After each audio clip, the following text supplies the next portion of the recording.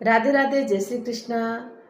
और आज आपको मैं एक छोटी सी कहानी सुनाना चाहूँगी जो आपको जीवन जीने की सीख देगी। निश्चित रूप से आपको और हमको सभी को देगी। एक राजा था और राजा जो है लोगों की परीक्षा लेने के लिए सड़क पर एक बड़ा सा पत्थर रख देता है और वो छुपकर देखता है कि इस पत्थर को कौन हटाता है, कौन क्या कहता है, प्रतिक्रिया क्या होती है।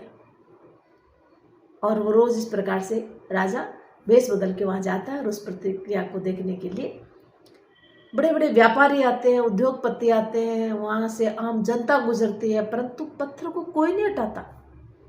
बस एक बात कहते हैं कि यहाँ की व्यवस्था ठीक नहीं है, यहाँ का राजा क्या है, यहाँ लोगों को सही ढंग से नहीं चुनता है और किस प्रकार से यहाँ व्यवस्था नहीं है, बीच रास्ते में पत्थर है। और ये कह करके वो चले जाते थे, परंतु किसी ने भी उस पत्थर को हटाने की कोशिश नहीं की। पता है, किसान वहां से गुजरा और उस किसान के पीठ पर सब्जी लदी हुई थी, इतना बोझ था। जब वो आया तो उसने देखा कि बीच रास्ते में एक पत्थर पड़ा है। जब मुझे उस पत्थर से मुश्किल का सामना करना पड़ रहा है तो मेरे आने के बाद जितने लोग आएंगे शायद उनको संकटों का सामना करना पड़ेगा, क्यों ना मैं इस पत्थर को हटा दूं। राजा छुप कर देख रहा था। उसने इतने बोझ को पीठ पर लादे हुए भी उस पत्थर को बड़ा जोर लगाता गया, जोर लगाता, और मुश्किल से फिर उसने उस पत्थर को उस बीच रास्ते से हटा दिया ताकि आने जाने वाले को किसी प्रकार की कठिनाई का सामना न करना पड़े। राजा ने सब देखा, सामने नहीं आया।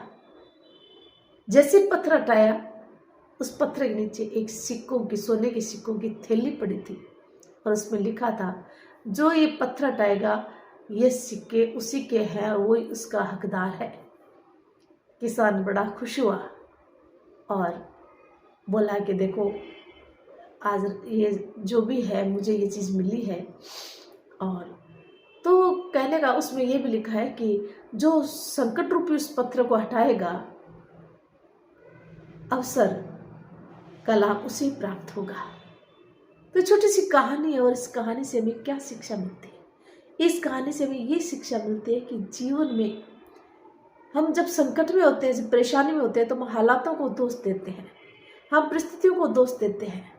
ये गलत है। हमें हालातों को और परिस्थितियों को दोष नहीं देना चाहिए। हमें अपने जीवन में उस संकट रूपी पत्थर को हटाने की, उस परिस्थिति को दूर करने के उपाय सोचने चाहिए और उससे हमारे जीवन में एक नए अवसर मिलते हैं।